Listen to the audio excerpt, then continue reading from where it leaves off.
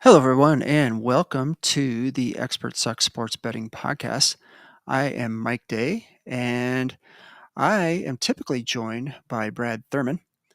We are having a little bit of technical difficulties um, on Brad's end, but because he is out of town and he is on location uh, with his job and um, doesn't have access to the show.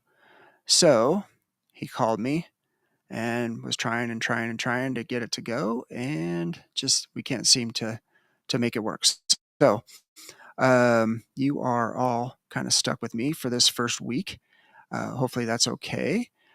Sorry for the lateness of of sorry for the lateness of being on the show, but this is how we do it. And we are learning, and we're learning all the technical sides of doing a live stream.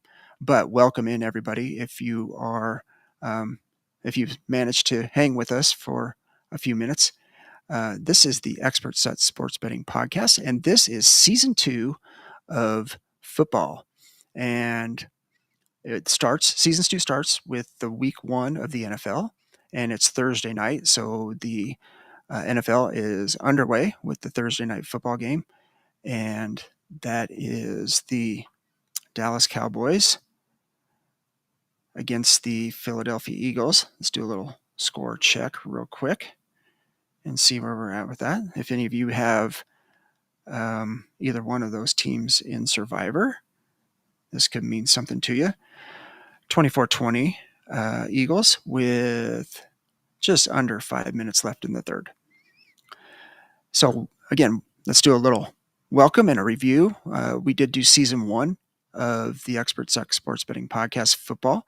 And what we do, and this idea came from me and Brad, and we thought, okay, do the experts really know what they're doing as far as covering the spreads, predicting the lines, and should we really be following them as far as games against the spread? And so Brad and I decided that we would see if we could go against. All right, Brad's in the chat. Feels like a. See if he. There we go. Feels like a Wayne's World moment when Wayne walked out mid-show. Sorry, Mike. Thanks, Brad. So, um, so we did. We started off the show and we started picking directly against the experts, and then we kind of came up with a criteria that we have stuck with, and we are going to stick with it for season 2. And that criteria is, so we had to pick 6 games, college or pro, and against the spread. So what we did is we set a slate of games that we could choose from. And the criteria is 65% or more of the experts have to be on one team, one side of that game. And then a minimum of 75 experts have to be picking that game. And then we can kind of select our 6 games from that entire slate. Now, there's a couple of reasons we did that is, if you have one high majority, like say a 91% experts, but there's only 10 experts picking the game, that's a little bit of an outlier. So that's how we kind of came up with these criterias. And then we went through the season and we did pretty good. We did better in college than we did in pro. For a while, we were running about 64% better than the experts. And then by the end of the season, we were just over 52%, pretty closer to 53% by the end of the season, by week 18. So we jumped into this contest again where we have the exact same criteria. We have to pick 6 games, college or pro, against the spread. And it's now week 1 of the NFL for 2015. And Brad, what do you think? Did I explain that very well? I think everybody will get an idea once we kind of go into this week's pick. So obviously last week we didn't pick with the college games. Brad's giving me a thumbs up, which is good.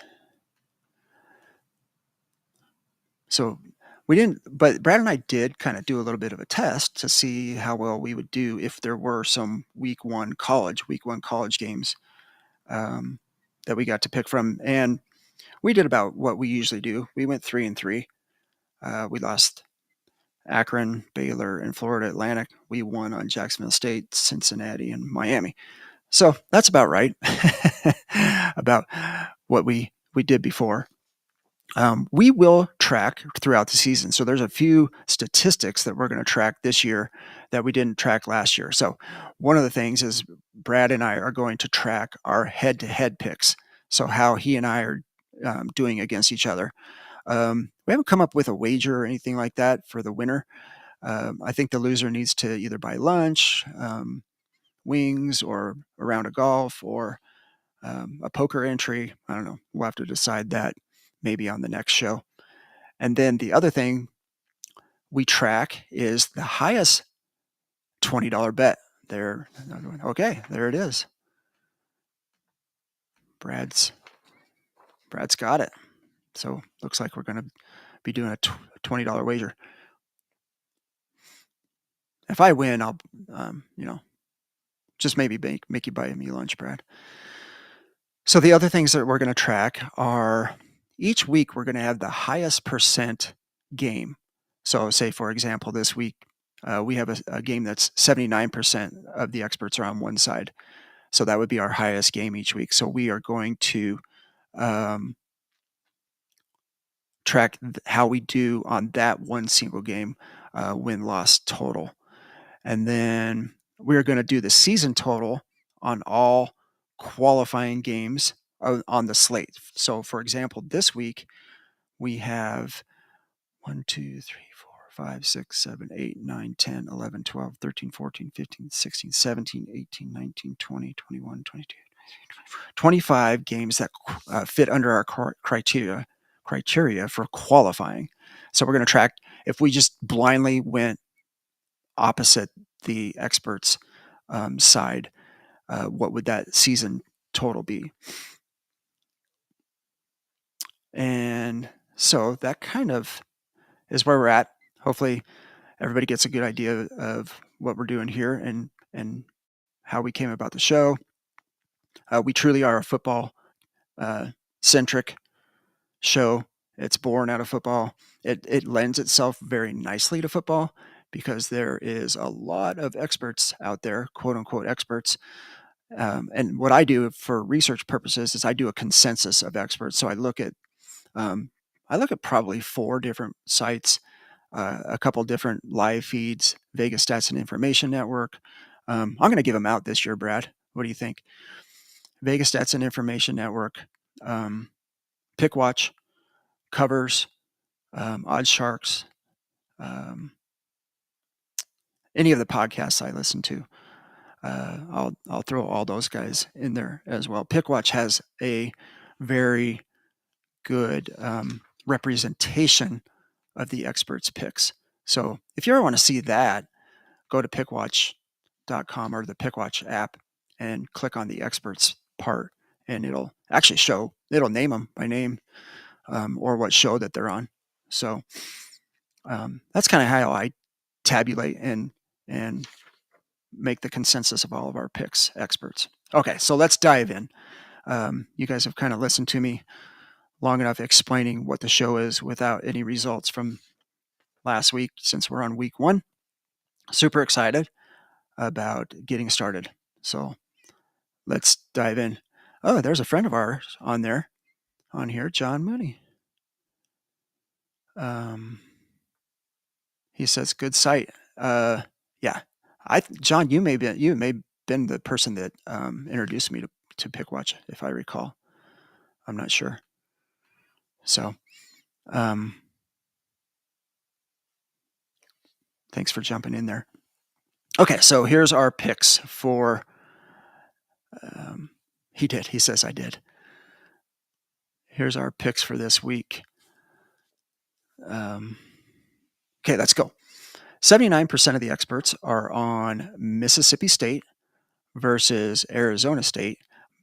minus 6.5.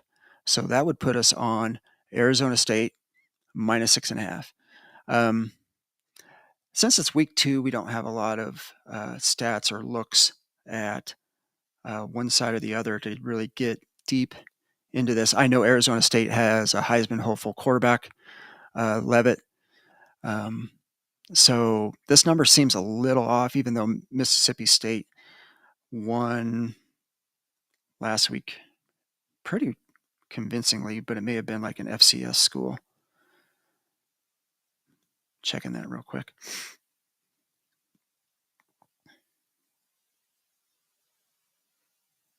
Whoops. Okay, I'll look at that. And then the next one is 77% of the experts are on Kennesaw State at Indiana. The Hoosiers are laying 35.5. Brad's comment on that first game. I'll throw that up there. Yeah, it is pretty evenly matched, but yeah, Arizona State just seems like they're the better side of that one. So second one, 77% of the experts are on Kennesaw State at Indiana. The Hoosiers are laying 35.5. Sometimes in these matchups, we can't be too afraid to lay these numbers, just because, Kennesaw State is one of the lower tier, lower end teams in college football against, a playoff team from last year. They're hoping to get back into the playoffs again. They have a coach that's not afraid to run it up and get style points. So we could see like a 42-3 game, or 51-7, and that would be perfectly fine. And the third game, you know what? Boy, I'm missing an opportunity here for doing some of my show prep. Looky. So if you can see this coming up, you're going to see our cool slide of our picks. So there's pick 1. Kennesaw. That's pick 2. Ooh, I must not have done these. Must not have edited my order. I might have added one. Let's see how slide 3 looks. Yeah, maybe I didn't do my editing properly. You're seeing a different version. So pick 3 should be Penn State versus Florida International. And 75% of the experts are on Penn State. That gives us Florida International, the Panthers, plus 42 points. That's a big number to cover for anybody, even if you're Penn State. Last year, Brad and I had a couple games where we okay, if the lesser team can just score, right? Remember that, Brad? If Florida International can just score, then that just extends the game or shortens the game and gives Penn State less of a chance to cover that big 42. So I think that's what our thinking is. Let's see. The next pick number 4, is 74% of the experts are on Kansas State at home, hosting Army. Army is getting 17.5 points. I think this is a pretty even matchup between these two teams. Neither team is off to a great start this year. Not like they were last year. So being such an even game, I do like getting over 2 touchdowns with Army. Yeah, I agree with you, Brad. Brad in the comments saying Kansas State has looked awful the first 2 weeks. Yeah, losing to Iowa State in Dublin, and just not looking like the Kansas State that we're familiar with. Slide 5. Let's see. So then we do one pick, 71%, and we're going to jump into one pick in the NFL this week. And 71% of the experts are on the Cincinnati Bengals. And that would give, at the Cleveland Browns, that would give us Cleveland plus 5.5. Okay, so not mad at this. Kind of like it. It's a divisional game, divisional rivals. Mike Lutz joining the show. Army is awful. Yeah, they are. So they're going to need all those 17.5 points. I don't know who's more awful, Army or Kansas State. So we shall see. Back to the Cincinnati-Cleveland matchup. Brad jumping in. This matchup is always close at Cleveland. Yes, it is. That's why I kind of like the 5.5 at home. Cincinnati, the last couple seasons under Burrow, have been off to very slow starts for the season, and then they usually come roaring back, trying to make the playoffs near the end of the season. So that's kind of the hope that trend and that pattern shows itself week 1 in Cleveland. And then the final game. Let's see. Move my slide ahead one. 67% of the experts are on Michigan State, Sparty, at home, hosting Boston College, the Eagles. Boston College getting 4 points here. I like this. Michigan State did kind of play good last week. This game is a little bit like the Kansas State Army game. Flacco can hang with Burrow in terms of passing. Yeah, John. Yeah, at least for the first week, right? I agree with that. I like that take. That's a good take.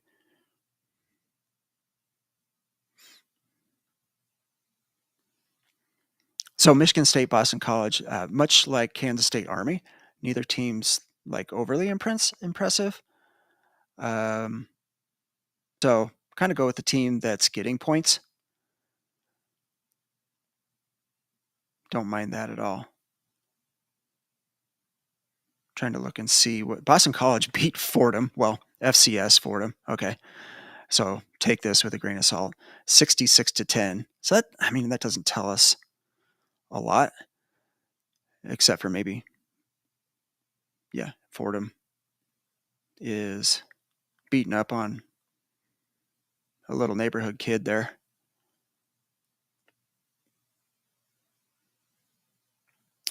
Oh, Michigan State. Oh, they did not cover last week. And I know this because I was on this game. They beat Western Michigan 23-6. They were covering. And then their backup quarterback threw a pick 6 with just, a few minutes left in the fourth quarter to get Western Michigan within the number. So if you're looking at ATS, you got Michigan State 0-1 and Boston College 1-0. So I don't really look at against the spread ATS stats and trends until a few weeks into the season. It's hard to tell when these teams are beating up on FCS schools. So I give that a few weeks before I even pay attention to any ATS against the spread trends. So that is, if everybody can see it, there's the 79%. How'd that happen? That was there we go. You can see there our list of week 1 games. The chat's been hitting us up, telling us what they kind of think of our slate here. But this is the 6 that Brad and I decided that the expert suck should be on the side of for week 1 out of the 25 games. So thanks everybody for joining the chat. This does get significantly better when it's Brad and I in studio or in the stream together. Week one is always tough. Yes, Brad. I think our baseline starts with going 3-3.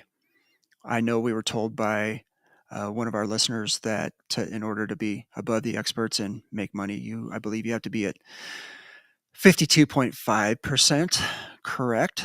But yeah, we will, for week one, we will take a 3-3. It takes a 6-0 to win the pot of gold. And that's what we're always shooting for. But minimum 3-3. So for those of you that have listened to the podcast before, you're going to understand this and know it. But for our new listeners and our new viewers, I am typically the optimist of the group, and Brad can sometimes be the pessimist of the group.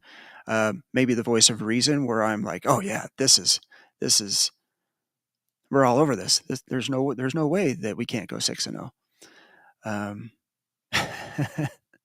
So you'll learn as the season goes on. So super excited for season 2 of the football, the heart of the Expert Sucks sports betting podcast is football, and we're here for it.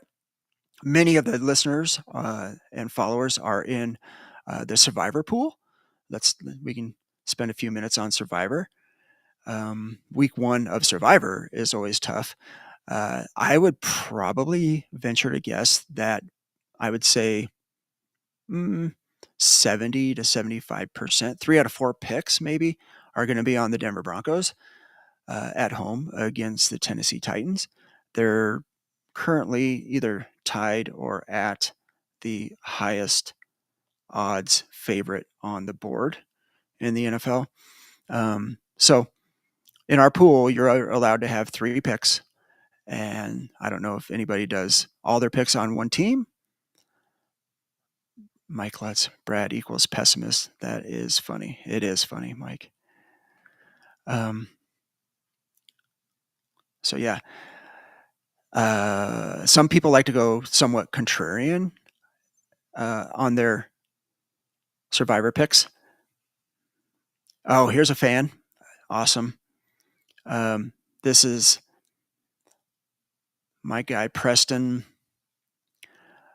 from the Discord, the Sports Gambling Podcast Network Discord. A friend of mine.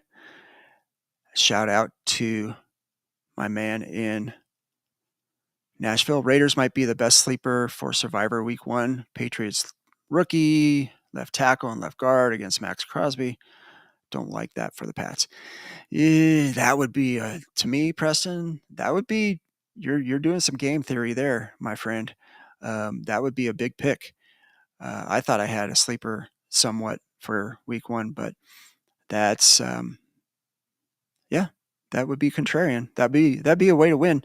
Hey, I mean, if the Titans find a way to upset the Broncos and you take the Raiders, you would be well ahead of everybody else and well on your way to winning the pool. So that is a way to go. I don't know. It's like ESPN the Ocho. It's a bold move, Cotton. Let's see how it works. What else is going on? DFS. Preston is a very good daily fantasy sports player, especially in NASCAR. He's been winning a lot of our NASCAR DFS leagues that I jump into. I don't know, Preston, if you play much DFS with the NFL. I do. I'm playing one tonight, single game DFS lineup. I kind of talked myself out of a couple moves, but it looks like I'm still within the money line. So if you're in the money line, you're doing good in daily fantasy sports. All right. So we touched on just about everything we want to touch on for week 1. I thank everybody for coming in. John Mooney, Brad jumped in on the chat since he couldn't quite manage the login. Very little NFL DFS but I'd be lying if I said I didn't play a handful of week 1. Yep, too excited for football to be back, not to play. I think that's where we all are, Preston. We're just got to get that little taste of action. That's probably why I did a DFS lineup today or for tonight's game, just because getting that first taste of the NFL back is it's so exciting. So I think that is a perfect place to end the show for week 1. Thanks, John Mooney. Thanks, Mike Lutz. Thanks, Brad. Thanks, Preston. Thanks, everybody, for jumping in. Thanks, everybody, for listening and viewing and watching, even if you didn't jump into the chat. And Brad should be back next week, next Thursday. I will definitely let everybody know way ahead of time so that everybody can jump on again and get our picks, see how we did. Good luck this year, John Mooney. Good luck to you. Hopefully we can hit above the 53% mark this year. That's the goal. And get a 6-0 at least 1 week out of the contest. That's the other goal. And that would be a good year. But hopefully everybody's interested. I know everybody that knows us that's on here is interested because they followed us last year.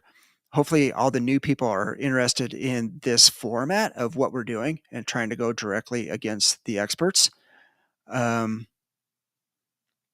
it makes sense. And we'll let you know how it goes week over week. So again, thanks everybody for joining. Brad and I will be back next week. Good luck this weekend with your college football picks. I can't say go Irish because they are on a bye this week. Week 2 bye just is kind of weird. I don't know why they did that. They'll be back for week 3. The Buffs, I believe, are back in action.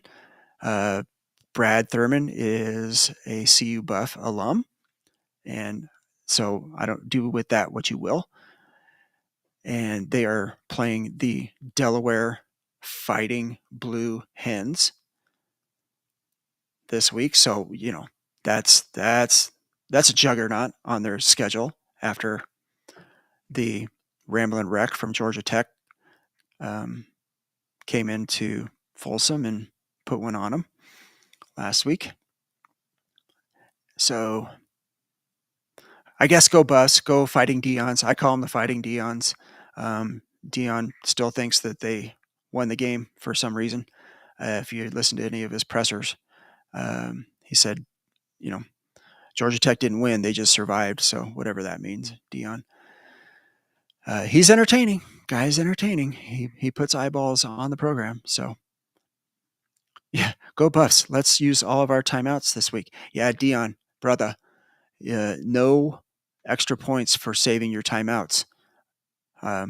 Hopefully some 12-year-old kid playing NCAA 2025 emailed him or texted him and said, hey, you should have used a timeout there. Yeah, 12-year-old kids know more game theory on Madden and NCAA 2025 than a lot of these coaches do.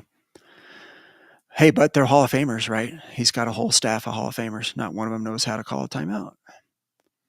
All right, so I digress. We will go back and forth and all around, and it's what we do as guys in football and such. So that puts us at about 30 minutes in. I don't really have anything more to say about week 1. So let's go. Oh, John Mooney, I'll save that for another time, but I'll show it, I guess. I don't know if I'll speak to it. And that's going to be where we definitely end the show. So NFL is back. I'm glad ESPN's not going to mess with NFL Red Zone for now, except they're going to allow commercials as long as they don't do a commercial when somebody's going in to score. But that's getting clowned all over social media. You should see the posts and everything on Instagram where right as somebody throws a touchdown pass, they cut to the Burger King commercial. So I could just see that happening just because the 4-letter network it would be very on brand for them to